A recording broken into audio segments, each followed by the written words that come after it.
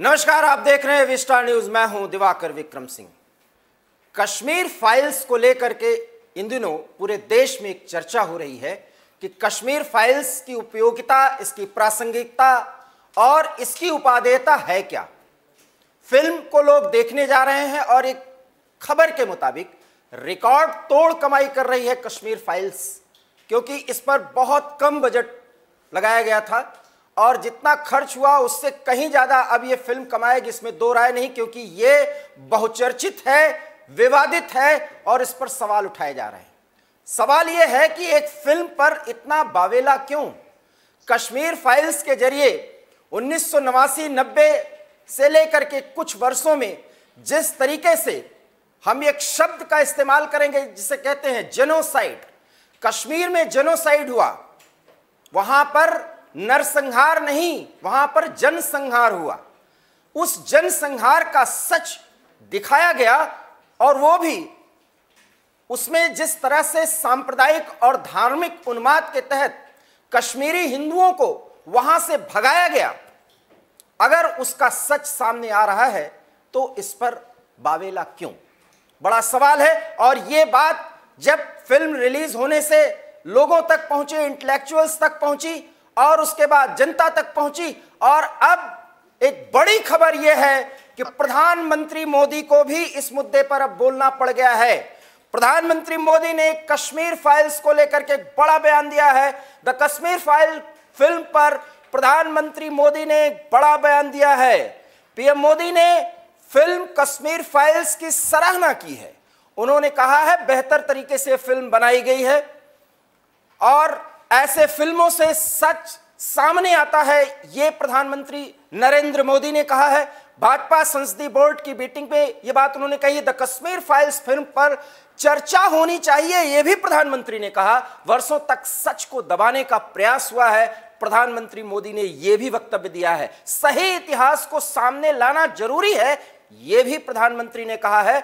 और the Kashmir files film को लेकर साजिशें हो रही हैं, प्रधानमंत्री का यह भी बयान बेहद महत्वपूर्ण है। इन कुछ बयानों को अगर हम देखें तो प्रधानमंत्री के मुताबिक सच को उजागर करने का साहस और उसकी सराहना, ये दोनों अनिवार्य पहलू हैं। जिनको फिल्म पसंद नहीं वो दूसरे नजरिए से दूसरी फिल्म बनाएं, ये प्रधानमंत्री ने भी कहा है। और दूसरी फिल्म अगर इसके जवाब में बनाया जाता है तो किसने रोका है, प्रधानमंत्री ने यह बात भी कही है। भाजपा संसदीय बोर्ड की मीटिंग में प्रधानमंत्री ने द कश्मीर फाइल्स फिल्म के इन तमाम मुद्दों पर, जिस पर इतनी चर्चा हो रही है, जिस फिल्म को बैन करने की मांग, रोक लगाने की मांग की जा रही है, आखिर में ऐसा क्यों। जो काला सच है, जो इतिहास के पन्ने में एक दबाया हुआ पन्ना है, अगर वो देश के सामने आता है तो इसमें गलती क्या है। बड़ा सवाल है कि बहुजन समाज पार्टी, कांग्रेस या अन्य पार्टियां इसका विरोध क्यों कर रही हैं। हालांकि कांग्रेस के एक नेता से इस संदर्भ में हमारी बात हुई तो उन्होंने ढेर सारे तर्क दिए। इससे सांप्रदायिक उन्माद फैलने का डर है, कहीं से भी कोई डर नहीं है, क्योंकि उन्माद जो फैलाएगा वो जानता है कि इतने आसानी से उन्माद को फैलने नहीं दिया जाएगा और न फैलाने की आजादी होगी। क्योंकि कश्मीर फाइल्स में शुरुआत से लेकर के अंत तक जो कुछ भी दिखा है वो सच का एक पहलू है, उससे बड़े पहलू हैं, क्योंकि इसमें आतंक का वो खेल है जो धर्म के नाम पर, संप्रदाय के नाम पर कश्मीर में किया गया। और उस कश्मीर घाटी से हिंदुओं को न सिर्फ भगाया गया बल्कि उन्हें घर बार छोड़कर बेबस होकर के, मजबूर होकर के जीने के लिए विवश किया गया। यह मास डिस्ट्रक्शन था, जेनोसाइड था, जिसको हम जनसंहार कह सकते हैं। यह नरसंहार नहीं था और यह एक सोची समझी रणनीति के तहत किया गया। सवाल यह है कि अगर धर्म और संप्रदाय को आधार बना करके कश्मीर फाइल्स को, अगर कश्मीर में इस तरह का जेनोसाइड किया गया, उस पर अगर फिल्म बनती है तो इस पर कुछ पार्टियों को ऐतराज क्यों है, कुछ इंटेलेक्चुअल्स को इस पर क्यों बावेला मचाने के लिए आगे आना पड़ रहा है, यह बड़ा सवाल है। आज इसी मुद्दे पर हमारे साथ जम्मू कश्मीर के पूर्व उप मुख्यमंत्री डॉक्टर निर्मल सिंह जुड़ रहे हैं और वो बताएंगे उस घाटी की हकीकत और कश्मीर फाइल्स का वो सच, जिस सच को देखने के बाद कश्मीरी पंडित, कश्मीर से भागे हिंदू, भगाए गए पलायन को मजबूर हिंदू आज उन फिल्मों को देख करके किस तरीके से उनके रोए कांप उठते हैं, वो रोते हैं, बिलखते हैं। आखिर में उसके दर्द को अगर दिखाया गया एक सच के माध्यम से, तो इस फिल्म पर इतना बावेला क्यों मचाया जा रहा है। बहुत बहुत स्वागत डॉक्टर निर्मल सिंह आपका। सर, फिल्में आपने भी देखी होंगी इस फिल्म को, और फिल्में तो कई आती हैं, लेकिन कश्मीर फाइल्स फिल्म को देखने के बाद आपको क्या लगा कि हमने क्या कुछ खो दिया है उस घाटी में? दिवाकर जी, एक तो मैं कहूंगा कि मैं इतिहास का विद्यार्थी हूं, और दूसरा मैं क्योंकि 1990s का प्रत्यक्षदर्शी हूं, क्योंकि मैं नया नया पंजाब में नौकरी कर रहा था, वापस जम्मू का आया, और जब ये माइग्रेशन या डिस्प्लेसमेंट शुरू हुई उसको हमने देखा है। उनकी रिहेबिलिटेशन के लिए जम्मू में मेरा प्रमुख रोल था, और उसके बाद कश्मीर के बाद जो जम्मू में हुआ, डोडा में रजौरी पुंछ में, जो कठुआ के जो पहाड़ी इलाके थे, उधमपुर के पहाड़ी इलाकों में जो हुआ वो भी हमने देखा है, और कई कई लाशें हमने उठाई हैं अपने हाथ से, और वो सारा इतिहास तो मैंने देखा। उस इतिहास के मेरे जानकारी होने के बाद जब 4 तारीख को जो स्क्रीन हुई पिक्चर, हमें भी इनवाइट किया गया था, तो मैंने देखा कि वो जो इतिहास को जैसे मान लो एक बार दोहराया जा रहा है, और ये एक एक तथ्य के आधार पर ये पिक्चर बनी हुई है। ये रियल स्टोरी है, मैं इसको पिक्चर भी नहीं कहूंगा, और उसमें जो भी दिखाया गया है ये बिल्कुल साफ है। आज आप जो उस समय की जो न्यूज़पेपर्स देख ले, जो मीडिया के जो भी जो है सोर्सेज रहे होंगे उनको देखेंगे, आपको वो सारी बातें मिलेंगी। लेकिन बदकिस्मती से वो लोग जिन्होंने 30 सालों के लिए 32 साल इस सच को दबाया, आज फिर से कोशिश कर रहे हैं इसको सच को दबाने की, और ये कहते हुए कि इसकी क्या जरूरत है। मैं ये कहूंगा अगर इसकी जरूरत नहीं है तो फिर स्कूलों में, कॉलेजेस में, यूनिवर्सिटीज में इतिहास पढ़ाने की क्या जरूरत है? सर, इतिहास पढ़ाएं। सर, मेरा एक बड़ा सवाल है, वास्तव में इस तरह के फिल्म दिखा करके हमें सच को सामने लाना चाहिए, लेकिन यह सच सामने आएगा। देखिए, मैं इस फिल्म की पुरजोर वकालत करता हूं, इस फिल्म का पुरजोर समर्थक हूं, लेकिन मैं ये पूछना चाहता हूं कि जो ये लोग कह रहे हैं कि ऐसी फिल्म नहीं दिखाई जानी चाहिए, जो लोग ये कहने की हिम्मत और हिमाकत कर रहे हैं, उसके पीछे आधार जो है उसको भी हमें समझना होगा। जी, देखिए, इतिहास क्यों पढ़ाया जाता है? इंग्लिश में कहते हैं हिस्ट्री टीचेस लेसन्स। ये इतिहास फिर ना दोहराया जाए, तो इसलिए इतिहास पढ़ाया जाता है। तो इसलिए ये इतिहास और जो तथ्यों के आधार पर जो पिक्चर जो बनी है, ये बताना इसलिए जरूरी है कि किस तरीके से जिहाद के नाम पर इस्लाम का नाम बदनाम करते हुए वो लोग जो अपने आप को मुस्लिम कहते थे, वो देश पाकिस्तान जो इस्लामिक देश अपने आप को कहता है, उसने किस तरीके से जो है यहाँ पर नरसंहार किया। आपने जेनोसाइड का वर्ड यूज किया है। जेनोसाइड का मतलब है, मैं समझता हूँ कि उनको जीन से ही उनके खत्म करने की कोशिश की गई। जिस प्रकार से इसको हुआ, आप देखेंगे कि जम्मू में इस प्रकार का जो है हुआ है। कई ऐसी जगह जिसमें मैंने 28 लाशें जलती हुई देखी है, हमने खुद जो है उसको देखा है। कुल्हाड़ में, बरसाला में लोगों के गले रहते हुए, लेकिन जम्मू फाइट कर रहा था, क्योंकि जम्मू में संख्या में लोग थे, 50-50 थे। उन्होंने फाइट की, लोगों ने शहादत दी। मेरे अपने सगे साला सब इंस्पेक्टर विजय सिंह 18 जुलाई 1992 को जो है वो डोडा में शहीद हुआ। हमने फाइट किया, लेकिन कश्मीरी पंडित जिनका जेनोसाइड की बात हो रही, क्योंकि वो 1-2% थे, उन्होंने कभी भी हाथ में बंदूक नहीं उठाई थी। सर फिल्म में ये जिक्र था, ये जिक्र है, माफ करिएगा, कि और वो दृश्यों को आप देखते होंगे। खैर मैं पूरी फिल्म देखने की हिम्मत ही नहीं जुटा पाया सर, इतना आक्रोश दिल में आ रहा था, मन में उठ रहा था।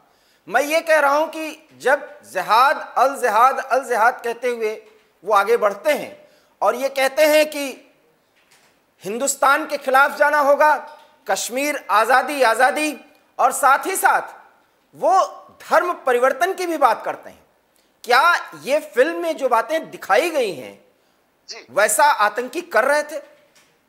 बिल्कुल कर रहे थे। जो मेन उनका जो विलेन बताया गया है, जिसकी एक आंख फटकती है या खुली रहती है, वही यासीन मलिक मुझे लगता है जिसने एयरफोर्स के ऑफिसर्स को मारा था। बिट्टा कराटे, बिट्टा अभी भी वो जेल में जिंदा है। उसने टीवी के जो है चैनल्स में ये कहा है कि हाँ मैंने कश्मीरी हिंदुओं को, पंडितों को मारा है। और उसका पूछा तुझे कोई मलाल नहीं है? कहता कोई मलाल नहीं है। वो अभी जिंदा है जेल में। हमारा जो जुडिशियल सिस्टम है जिस प्रकार का है, उसके वो अभी जिंदा है। तो ये हुआ है। और शाला में लोगों को जो है वो जम्मू में पड़ता है, डोडा में लाइन लगा के जिस प्रकार से उनको हिंदुओं को एक एक करके मारा गया। ऐसे ही जो हमारे नेता थे, टिक्कालाल टपलू, प्रेमनाथ भट्ट, जो नीलकंठ गंजू, जो सेशन जज थे, जिन्होंने जो है उनको मार दिया गया। तो ये सारी, और बच्चों को नहीं छोड़ा। मैं आपको बताऊं, जम्मू कश्मीर में बच्चों के कलेजे निकाल के उनके माँ बाप के जो है मुंह में ठोसे गए। ये आज भी, आज तक सारा कुछ तो सामने आया ही नहीं है। ये तो अभी कश्मीरी पंडितों का जेनोसाइड और उनकी डिस्प्लेसमेंट सामने आई है, जो आप जम्मू में हुआ है, डोडा में हुआ है। तो ये तो अभी सामने नहीं आया है। वही जिहादी, वही सब कुछ आज कश्मीर में फिर से। आज उनके टारगेट कौन है? जहां का नेशनलिस्ट मुस्लिम है, जो भारतीय जनता पार्टी के साथ खड़ा हुआ है, जो पुलिस में सर्विस कर रहा है, जो बाकी है, उनको मार रहे हैं वो। तो ये जिहादी इस्लाम के नाम पर जिस प्रकार से कर रहे हैं, तो जो सारा वही तो बताया गया है। किसी मुसलमान या इस्लाम के खिलाफ जब जो है पिक्चर नहीं है, ये जिहादी जिहाद के नाम पर जो इस प्रकार का जो करते हैं, जो कहते हैं जा तो हमारी तरह जियो, नहीं तो आपको जीने का कोई हक नहीं है, तो इसलिए काफिर समझते हुए उनको मारते हैं, उसको दर्शाया गया है। जो पहले सिर्फ 1990s में नहीं, आज भी हो रहा है वो। आज भी आप क्या अफगानिस्तान में देखें, सीरिया में देखें, आप आज मुसलमानों को मार रहे हैं। तो ये जो पिक्चर है ये बता रही है कि ये जो है, ये एक तरफ तो जो है नेशनलिस्ट फोर्सेस हैं, डेमोक्रेटिक फोर्सेस हैं, जो लोग हैं, दूसरी तरफ जो जिहादी हैं, जो इस्लाम के नाम पर जहां पर ये सारा कर रहे हैं। ये क्लियर कट वो पिक्चर को बताती है। इस्लाम के नाम पर किया गया, और जिहादी तत्व कुछ भी हो सकते हैं, सीमा पार से भी थे। लेकिन हम ये क्यों भूलें कि कश्मीर के अंदर भी जो लोग थे, क्योंकि जहां आप फिल्मों में देखें कि अड़ोस पड़ोस के रहने वाले लोग संकेत में कुछ बोलते हैं, अपने उस हिंदू पड़ोसी से दूसरी बात करते हैं, और जब आतंकियों का अटैक होता है तो आतंकियों का साथ दे रहे होते हैं। इसको क्या कहेंगे? क्या वो पूरा माइंडसेट चेंज हो गया? क्योंकि आप भी प्रत्यक्षदर्शी रहे हैं जी। ये बड़े संयोग की बात है कि एबी स्टार न्यूज पर उस फिल्म पर जो कुछ दिखाया गया है, उस फिल्म में जो कुछ भी बातें बताई गई हैं, उसके आप प्रत्यक्षदर्शी रहे हैं, एक नेता के रूप में, एक इतिहासविद के रूप में, एक वरिष्ठ नागरिक के रूप में। जी जी बिल्कुल। मैं कहता हूं इसमें तो पाकिस्तान का जितने भी टेररिस्ट बताए गए हैं या पॉलिटिकल लीडर बताए गए, वो सारे कश्मीर के ही हैं। आज भी वो जिंदा है। वो गलत, मतलब कोई दूसरी बात नहीं बताई गई है। फारूक अब्दुल्ला का क्या रोल था, वो बच्चे बच्चे की जुबान पर है। वही फारूक अब्दुल्ला जो कह रहा था ये तो बड़े थोड़े से गए थे पाकिस्तान, इतने ज्यादा कहां से आ गए। वही बिट्टा कराटे की बात की है, जो अभी भी जिंदा है जेल में, और जिसमें ऑन रिकॉर्ड टीवी पर ये कहा था सारा कुछ। मस्जिदों से नारे लगते थे, अजान के बाद बाकायदा कहा जाता था कि इतने देर में आप छोड़ दो। एक आध मस्जिद ऐसा नहीं, कुल मिला के ऐसा माहौल था। और वही चरारे शरीफ और बाकी मस्जिदों को जैसे जलाया भी गया, उसी उन्हीं जो है जिहादियों ने जलाया गया, क्योंकि यहाँ पर जो है जो जारत पूजा होती थी वो इसके भी खिलाफ थे। जो कश्मीर में सूफीज्म है उसके भी खिलाफ थे वो। कट्टर इस्लामिक फोर्सेस थी, इसलिए वहां सूफीज्म का विरोध था। जी जी जी बिल्कुल। तो ये जो बातें हैं वो आज भी हैं। मैं जब डिप्टी सीएम था, हाउसिंग जो मिनिस्टर था, मैंने चरारे शरीफ को अडॉप्ट किया। उस टाउन को, जिस चरारे शरीफ मस्जिद को उन्होंने जलाया था, मैंने टाउन को जो है करके ये बताने के लिए एक तरफ पाकिस्तानी लोग हैं जो आपकी मस्जिद को जलाते हैं, दूसरी तरफ जिन लोगों को आप हिंदू कहते, ये लोग कहते हैं, काफिर कहते हैं, बीजेपी को कहते हैं, उसके मिनिस्टर ने इस नगर को अपनाते हुए वहां पर हमने डेवलपमेंट करने की कोशिश की। धर्मनिरपेक्षता का नाम लेकर उसकी आड़ में गद्दी पर बैठकर शासन करने वाले लोग आप अपने पापों के कर्मों का हिसाब किताब दे रहे हैं, उसकी सजा भुगत रहे हैं। बिल्कुल, ये बात सच है। लेकिन हमने कांग्रेस के नेता से बात की और हमने उनसे कहा कि डिप्टी सीएम जम्मू कश्मीर के जुड़ रहे हैं, पूर्व डिप्टी सीएम, और वो प्रत्यक्षदर्शी भी रहे हैं, तो आप भी जुड़िए। और आप ये कह रहे हैं कि इस फिल्म पर बैन लगाया जाना चाहिए क्योंकि इससे उन्माद बढ़ेगा, इससे टेंशन बढ़ेगा, और यही कहा ही जाता रहा है। आखिर में उन्होंने एक तर्क दिया जिस पर सवाल बनता है कि आप ये सवाल हमसे क्यों पूछ रहे हैं, हम तो ये चाहते हैं कि सांप्रदायिक उन्माद न बढ़े न फैले। हालांकि वो गलत सोच रहे हैं। ये सांप्रदायिक उन्माद फैलने बढ़ने का डर दिखाकर तो बहुत सालों तक शासन किया गया। सवाल उन्होंने ये किया कि जब कश्मीरियों के साथ ये सब कुछ हो रहा था तो वहां का राज्यपाल कौन था, वहां इस देश के प्रधानमंत्री कौन थे, और कौन सी पार्टी उस प्रधानमंत्री को सपोर्ट कर रही थी। सीधा आरोप भारतीय जनता पार्टी पर है। यह सवाल बनता है कि तब एक ऐसी आक्रामकता क्यों नहीं लाई गई, राष्ट्रवाद के प्रति ऐसे मुखर आवाज क्यों नहीं बनाया गया जो आज है। मैं कांग्रेस के नेता को उनके इतिहास के बारे में बताना चाहता हूं। जी, केरला कांग्रेस से भी आया, और जो जिस कांग्रेसी नेता की आप बात कर रहे हैं उनको अगर सुन रहे हैं उनको सुनना चाहिए। आपने कहा कि ऐसी पिक्चर दिखाने की जरूरत क्या है। भाई इसका मतलब है इतिहास को बताने की क्या है। भाई अरे भाई, सोनिया गांधी से लेके राहुल गांधी और बाकी प्रियंका, वो लोग हैं वो गांधी जी के नाम पर, कांग्रेस के जो स्वतंत्रता संग्राम है उसका रोल के नाम पर आज तो उसी की आप जो है कहना चाहिए कि कमाई खा रहे हो। उसको क्यों बताते हो? क्योंकि इतिहास है इसलिए आप बताते हो। अभी कह रहे हो आप इतिहास को भूल जाए। दूसरी बात मैं बताऊं, 2 दिसंबर 1989 तक राजीव गांधी भारत के प्रधानमंत्री थे। टिक्कालाल टपलू, प्रेमनाथ भाट का बाकी काफी मैसेकर तब तक कश्मीर में हो चुके थे। राजीव गांधी और फारूक अब्दुल्ला जिसका उसमें आता है, ये दोस्त थे, क्योंकि जो उनके राजीव गांधी के नाना और फारूक अब्दुल्ला के पिताजी वो दोस्त थे और मित्र थे, जिन्होंने ये जो कश्मीर की जो हालत की है उनकी दोनों की मिली भगत से हुई है। सरदार पटेल की इन्होंने बात नहीं मानी। तो वो जो है राजीव गांधी 2 दिसंबर तक थे। विश्वनाथ प्रताप सिंह उसी राजीव गांधी की कैबिनेट मिनिस्टर थे, डिफेंस मिनिस्टर थे जी। भारतीय जनता पार्टी तो जो है बाहर से सपोर्ट कर रही थी, और यही कारण बना कश्मीर और राम मंदिर ये हमने 1992 में विश्वनाथ प्रताप सिंह सरकार से सपोर्ट वापस लिया। तो ये इतिहास है। और आप कह रहे हो, आप तो ये कह रहे हो कि हमने आग लगा दी, हमने उग्रवाद पैदा कर दिया।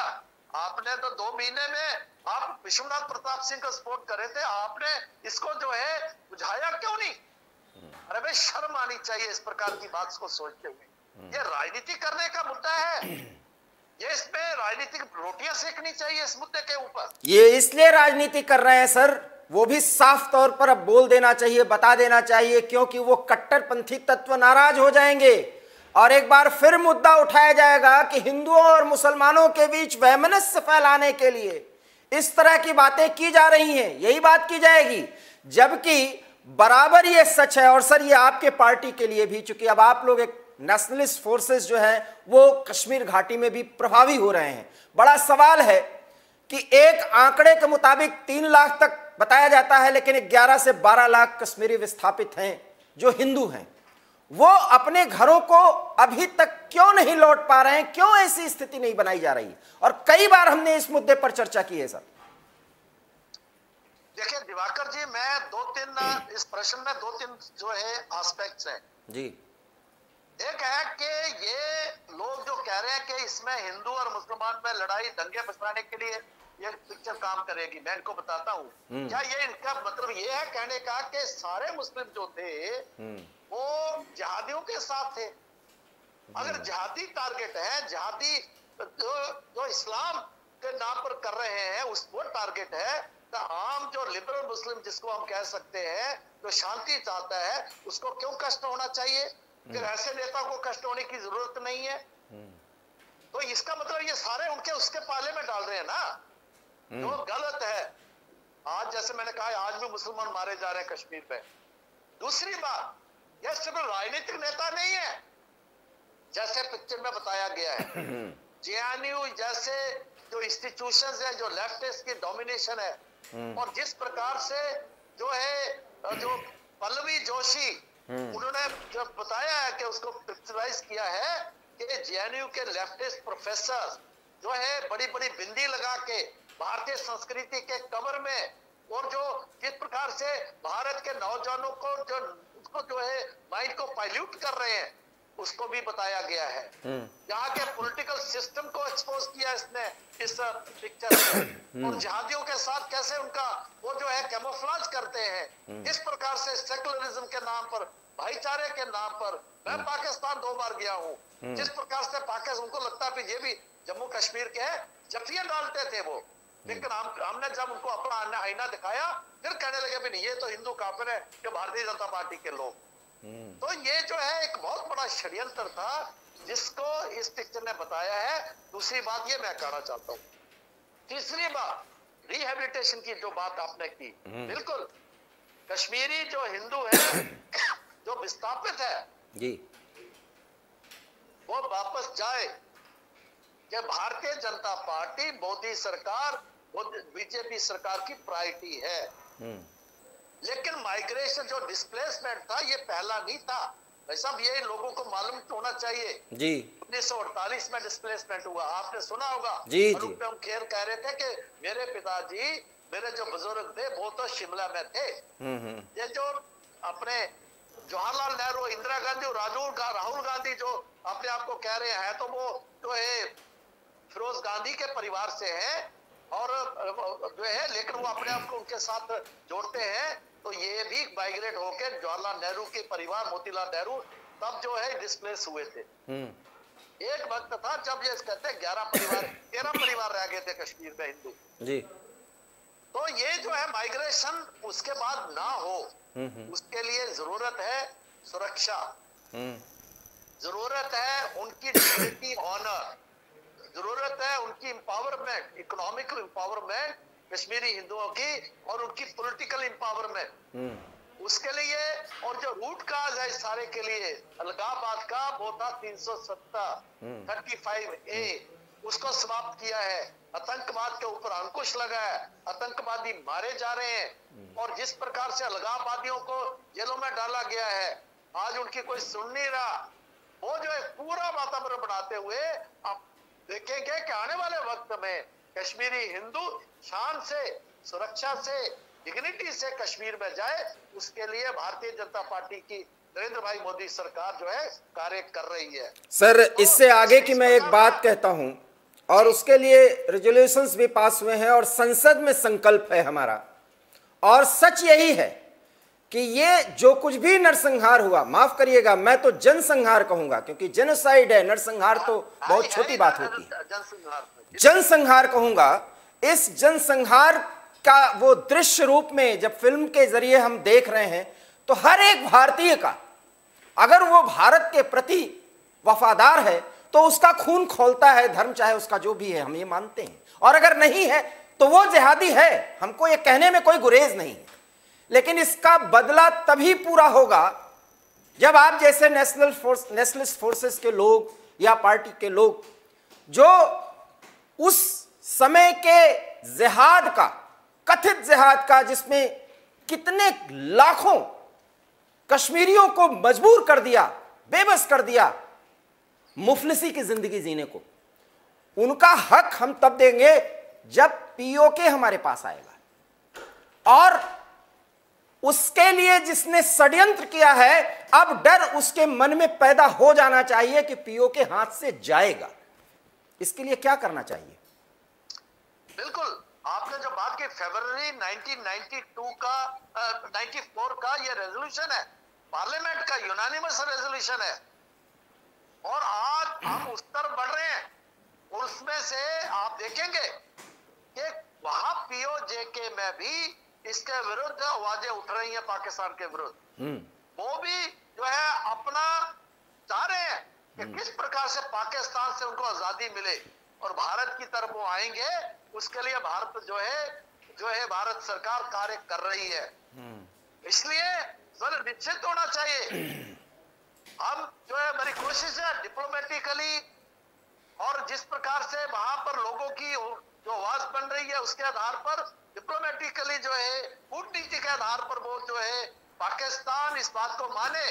भी तो अगर जरूरत पड़ेगी तो मैं, ये व्यक्तिगत मेरी राय है, भारत मिलिट्री सॉल्यूशन के से भी गुरेज नहीं करेगा आने वाले वक्त में। आपको लगता है, आपको लगता है, माफ करिएगा सर, पूछना तो नहीं चाहिए, लेकिन आपको लगता है कि कुत्ते की दुम कभी सीधी होती है? बिल्कुल ठीक कह रहे हैं आप, नहीं होगी। लेकिन मैं आपको बता दूं, इतिहास है, अभी तो 72 साल ही का है, पाकिस्तान की क्या हालत हो गई आप देखेंगे। बलूचिस्तान, नॉर्थ वेस्ट, सिंध, किस प्रकार से जो है वो अपने वहां विद्रोह हो रहा है। और ये पंजाब जो पंजाबी डोमिनेशन का जो पंजाब है पाकिस्तान का, चाहे उसमें वहां की ब्यूरोक्रेसी है, सॉरी फ्यूडलिज्म है, वहां का जो जागीरदार है, जो आर्मी में भी है, वो पॉलिटिक्स में भी है, सारी इंडस्ट्री को उन्होंने कब्जा किया हुआ है, वही रह जाएंगे, वही पाकिस्तान सीमित हो जाएगा, देख लेना।